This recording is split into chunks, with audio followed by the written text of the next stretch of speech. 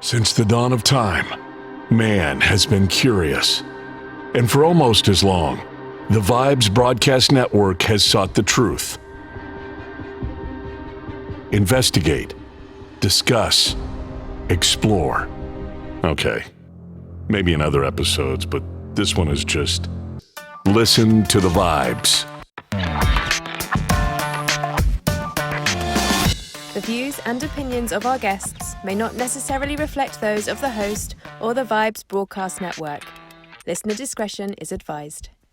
Welcome, everyone, to another episode of Listen to the Vibes. And once again, I have brought back Mr. Paul Rutter, and he is in the cruise ship business.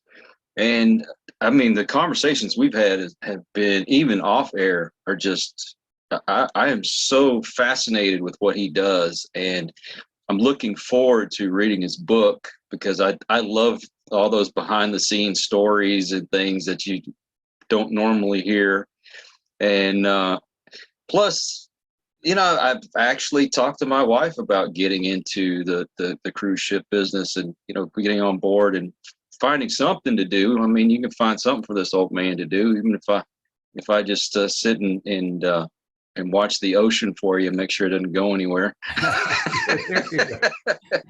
But he's like I said, he's written a book, and I'm gonna let him talk a little bit more about his book. Gonna see if I can drag another story out of him, and then I have a question that it's probably been on a lot of people's minds, especially with the way things have been the last almost 2 years. And so I'm going to give you the floor and tell us a little bit more about your book and when it's coming out and where people can find it. All right. Well, first of all, again, thanks so much, Kyle, for having me back. I really appreciate it. Course. I've really enjoyed our conversations. We've had a lot of great conversations here. So, I've been involved, just to recap, been involved in the cruise industry for over 40 years. For the last 30 years, I've been cruise director on board some of the largest cruise ships in the world, in charge of onboard activities and entertainment. So I'm sort of the liaison between the company and our customers. Mm-hmm. We live with our customers 24 hours a day, 7 days a week. And what if land-based businesses had to do that as well? You know, would they treat their customers differently? Of course. So my new book is called You Can't Make This Ship Up. And it's business strategies, life lessons, and true stories from my 40 plus years at sea. And it really can be considered a business book because I talk about things that happen and go on behind the scenes, but then we talk about what land-based businesses can learn from some of the things that happen. And it's very interesting because whenever I tell somebody I work on board a ship and I'm the cruise director, they always go, "Oh, that must be so great. You must have so many stories. It must be a perfect job." And it really, you know, I don't know if you remember or any of your listeners know about the Love Boat TV show when it was on. I was going to ask you. 70s and 80s. Well, I'm Julie from the Love Boat. I'm the cruise director, like Julie was the Love Boat. It's a little bit different than the Love Boat TV show. The captain usually does not wear shorts, and there's more than one bartender on board. And the doctor does not go chase all the pretty women on board either. So the Love Boat was a great show. It was unbelievable for the cruise industry. The industry went crazy after that show was on board I think it started the late 70s into the early 80s. Yeah. And it was great for the cruise industry.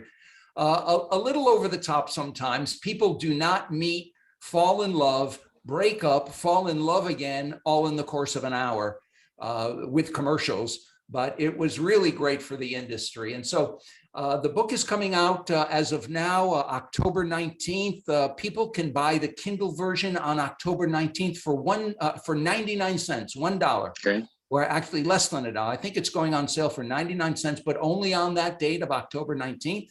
Mm-hmm. We have soft copies, we have hard copies, but it's really about the things that happen on board and what businesses can learn from them, because so many people have said, "God, you must have so many stories." And so talk about a lot of the stories and things that happen and working on board, getting jobs on board. I actually talk about being hired. I talk about being fired on board as well. Wow. Because it's not easy to fire people. Once they get on board, and something I recommend for land-based businesses, there's a 90-day probationary period. Anytime a new hire comes on board a ship, there's a 90-day probationary period where We get to know them, they get to know the business. And within the first 90 days, if they're not happy, they can go home. And if within the first 90 days, we feel they're not going to fit into the culture on board, no harm, no foul, they can go home. But once that 90 days goes by, then it's a little bit more difficult, because we've said to them, okay, you've passed your 90 days. We want you on our team. Then we have to be real careful about how we treat our employees on board, because you can't just fire indiscriminately, or if you have a personality problem, or, with people living on board, relationships are form on board. I met my wife on board a cruise ship, and a lot of my good friends, they met their wives and their husbands on board cruise ships, because we're not allowed to socialize romantically with guests. We can't do that. But we can with crew members. And so we meet lots of crew members. We have the singers and dancers in the shows, and we have all these youth staff. And so we have all these beautiful, talented people from all over the world. And so you can have relationships on board, but you can't fire somebody if somebody dates their supervisor and they break up. No, you just can't fire somebody for that. So lots of rules and regulations for getting rid of people. Everything, it comes down to documentation. You have to document. Do you know the initials CYA? We have something on board called CYA. Do you know what that stands for? Cover your ass. That's it, every time. And we have to document, because you can't have, well, he said, she said. Right. It's always going to be about documentation. And so we talked in the last segment about how great it is to work on board. There are rules and regulations, but there's lots of different jobs on board for people. And it's a great life. And it's taught me a lot. We talked about, for the last couple of years before the pandemic, I was over in Asia. I was sailing out of China, going to Japan, South Korea, just some fascinating places. And I've always believed that we as Americans, or we as North Americans, need to get out and see the world, because traveling is the best education you can have. It's much more educational than going to 4 years of college, because you get to see how the rest of the world lives. You get to see the conditions under which they live under. To give you an example, we sailed to Egypt.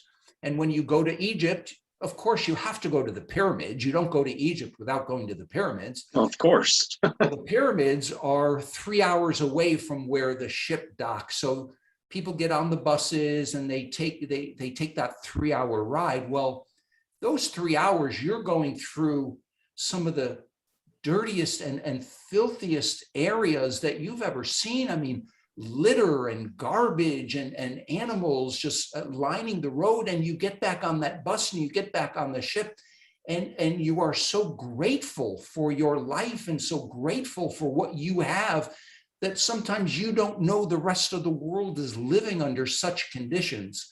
And so seeing how other people live is just so important to gratitude and appreciating what we have in our lives. Certainly as Americans and Canadians, North Americans, we just appreciate so much more when we can see how the rest of the world lives. And so that's right.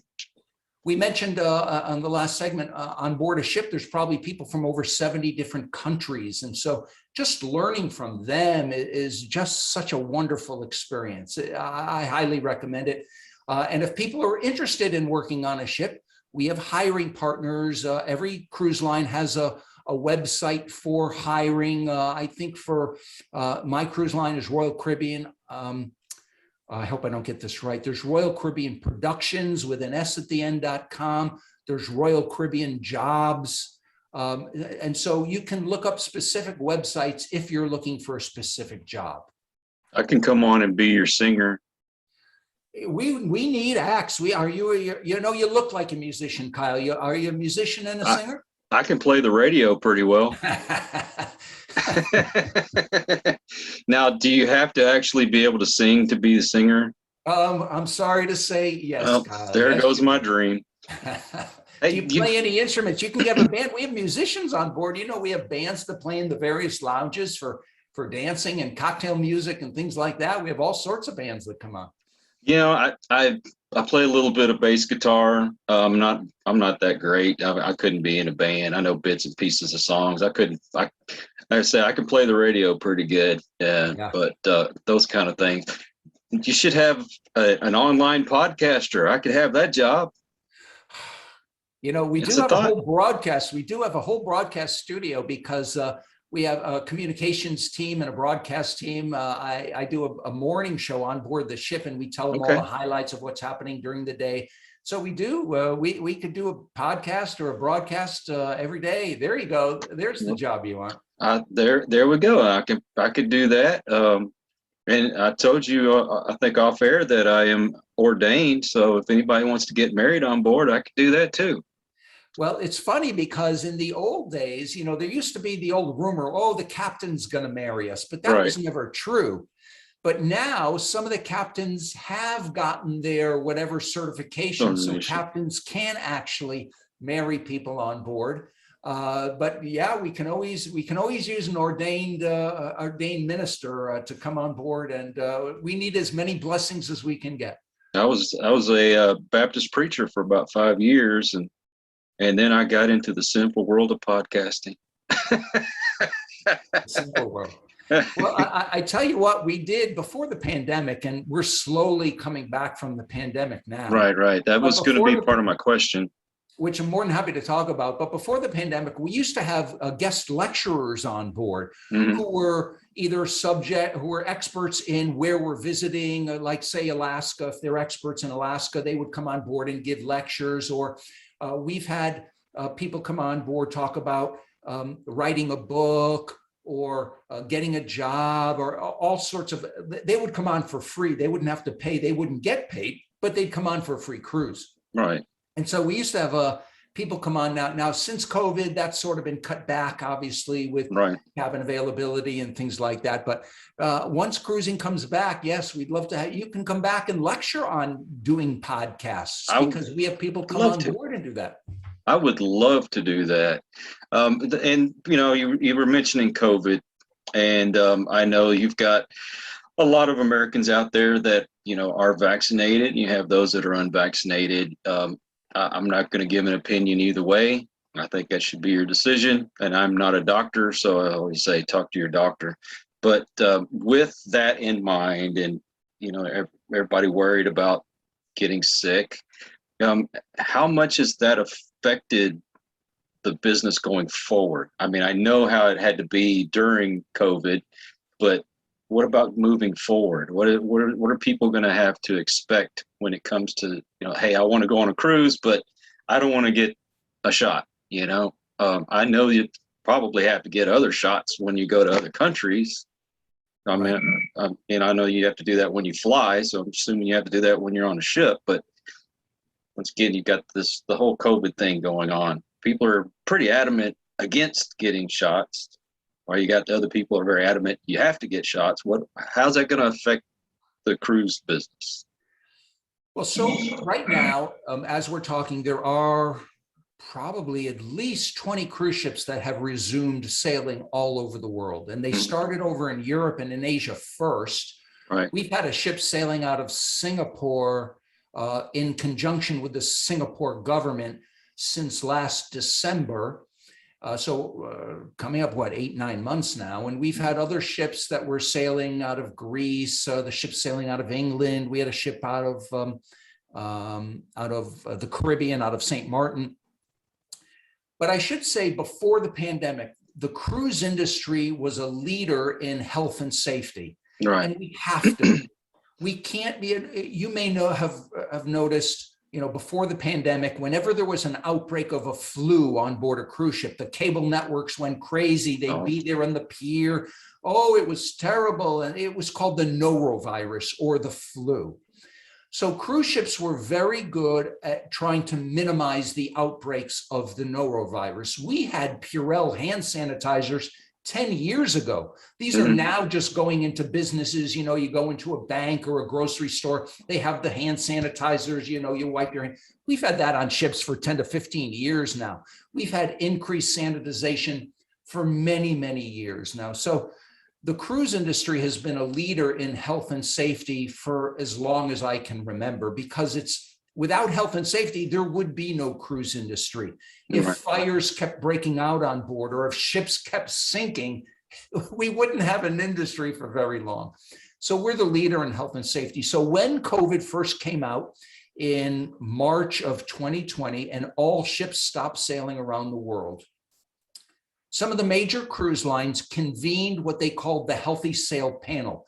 They got experts from all over the world. They got FDA administrators, CDC administrators, professors and epidemiologists and leaders in their field. And they went for about 4 or 5 months, and they did a study on what cruise ships will have to do in order to come back from COVID. Right. So some of the things that we're doing right now are, well, ships are only half full. So social distancing is much easier now because the ships aren't full to capacity. They might be only 40 or 50% full. Right. So that really helps. They have to, some ships, you have to either show that you've been vaccinated, or you have to have testing before the cruise, during the cruise, and before the cruise is over, so that you didn't pick anything up during the cruise. Okay. So there are some cruise lines that are saying, nope, you have to be vaccinated. You have to show us you've been vaccinated. And if not, then we ask that you go sail with another cruise line does not request. Most of our guests who we surveyed said, yes, we want everybody to be vaccinated. We want to go into a situation where we feel comfortable that we know that everybody on board has been vaccinated. Mm-hmm. There has been some pushback. So some of the governors have said, well, no, you can't ask if people have been vaccinated. It went to court, the courts overturned it. So now cruise lines can ask if you've been vaccinated.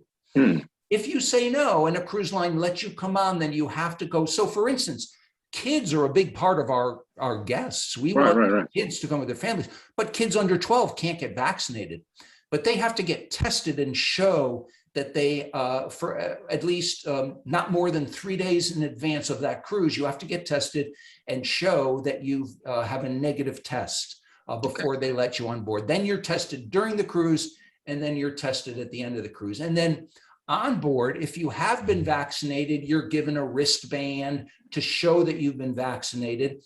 If you haven't been vaccinated, but you've tested negative, well, then you can go into certain areas, but you can't go into other areas where they've been vaccinated. You still get the cruise experience. You still have the fine dining. You have this, you're taken care of, you're pampered. You get to see all the great shows. You get to go to the ports of call. But with reduced capacity and with vaccines are the key to overcoming this. And I understand everybody's individual desire, whether to get vaccinated or not to get vaccinated. But the key for the cruise industry surviving long-term is vaccinations. We have to have the majority of our guests vaccinated. I don't know if you remember when COVID first struck, all those cruise ships had hundreds and hundreds of people come down with COVID, and they couldn't dock. They wouldn't be allowed to dock in Florida. They weren't allowed to dock in California because they didn't want all those people coming onto their land and into their states already infected. So we know now we cannot afford to have an outbreak. Right. We have had people test positive once they've come on board, but they're immediately isolated.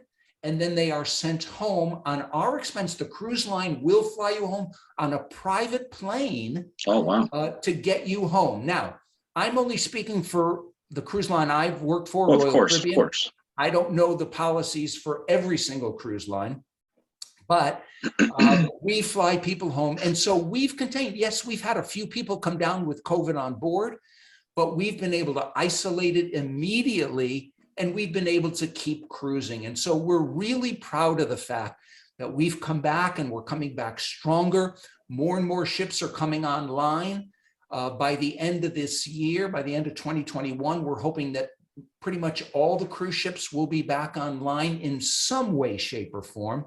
Maybe not full capacity, but it would be great to take a cruise over Christmas or New Year's, knowing that everybody on board is vaccinated. When if you go to let's say a New Year's party on land, you're not really sure if everybody and who's vaccinated.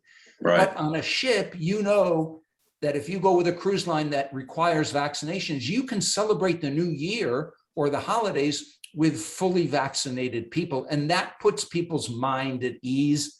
And that's what the cruise industry needs right now. And so people feel, I'm sorry to say, well, I don't know if I'm sorry to say this, but on a ship where we can control the environment, it's a safer place to be than on land where we don't know who's vaccinated and who isn't vaccinated. And I hope that makes sense. And like you, I don't want to get too political here, but cruise ships are very safe and healthy places to be right now. Well, I know it's got to be a different type of environment than, like you come into Texas or you go into Florida, and they got different rules than you have in New York and California. But once again, when you're dealing with, I guess, going into other countries and stuff, there's got to be certain precautions. It's just, I'm not advocating for or against. That's something you have to discuss with your doctor. And you have to be careful when you're on any show to mention that. Right. But you do have those people that their doctors tell them you shouldn't get the vaccine. So then they kind of feel like they're left out, if you know what I mean. Which, I get it. I get it. I understand why everybody does what they do. I mean, you have to get if you're going to go over to, I don't know, one of the Asian countries, you have to have certain vaccines before you can go there. Correct. So, I mean, I have no argument when it comes for or against when it goes to being on a ship. Right. But once again, that's a whole nother podcast I don't want to get into. Well, we know if the cruise industry is going to survive, vaccines will be a big part of it. Yeah. So. All right. Now, the burning question is has Charo been on the boat and how many times? This question comes out of the blue, first of all, and I have worked with Charo, and she has been on board. And if you go to the website, you will see a picture of me with Charo. No kidding.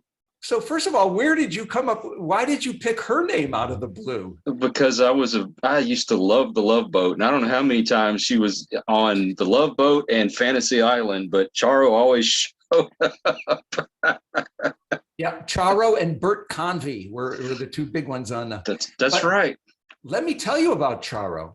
She is an unbelievable entertainer. I know if anybody out there, your listeners remember Charo, the old coochie coochie, and she was very, sexual and just very talented. She is unbelievably talented. She came out with a guitar and plays classical guitar. Yes. One of the best I have ever heard anywhere. She blew everybody away. She is extremely talented, and it gets lost sort of with her sort of crazy, fun-loving personality.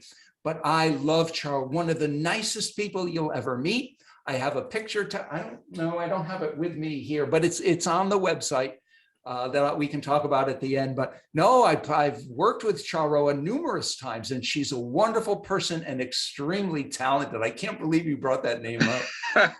Well, and I don't think a lot of people realize how talented she is on guitar. She is just, it blows your mind. And she's always been one of those people that have been on my bucket list to meet, her, Tom Jones, and a few others. But, these are the people that from my childhood that I wanted to see. But, let's once again mention the title of the book and where people can find it. And if you want to mention your website, and let's go from there. Okay, well, I'm going to tease you. I will do all that. I'm talking about Charo. We used to have a celebrity entertainment program. So we've had on board everybody from Jerry Lewis, Norm Crosby, Captain and Tennille, Fifth Dimension, David Brenner, Mary Wilson from the Supremes. We've had the Spinners on board. We've had all of these big, Lou Rawls, Ben Vereen, just some incredibly talented people. And Charo was one of them. And Jim Stafford, if you know Jim Stafford, was I have a story about Jim Stafford in the book. Really? The name, yep. A story about, I'll tease you, Jim Stafford and a hurricane. I will just, a story about Jim Stafford and a hurricane. And I have a picture with Jim Stafford in the book, actually, as well. Well, see, now people have another reason to buy the book. There you go. Well, the name of the book is You Can't Make This Ship Up. It's my second book. It'll be on Amazon and wherever you can find great books. It's coming out October 19th.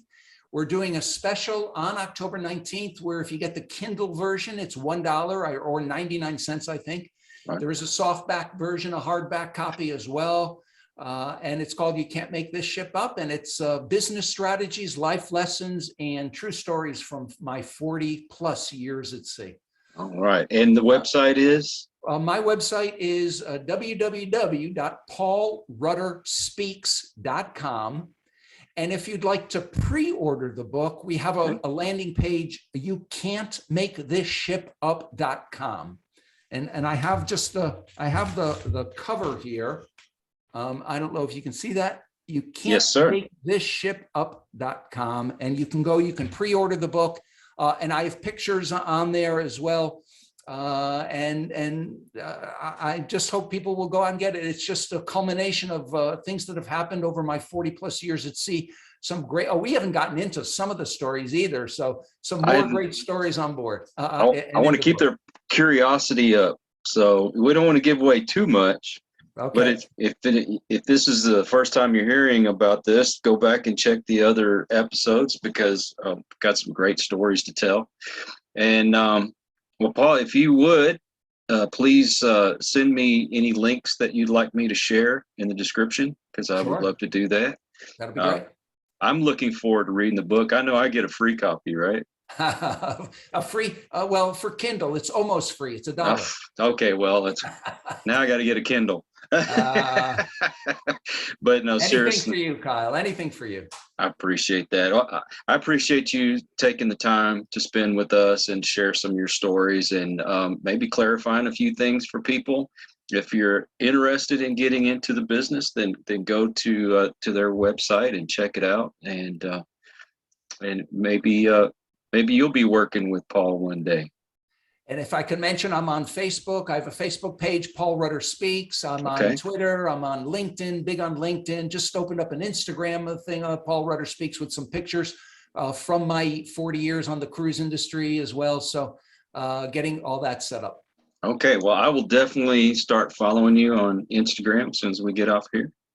Perfect. And thank you again. I can't thank you enough. Really appreciate your time. I know we'd been trying to get together for some time, and I think your schedule finally allowed it. And when you reached back out to me, I really appreciate that. And well, Kyle, thank you so much. I really appreciate all of your time.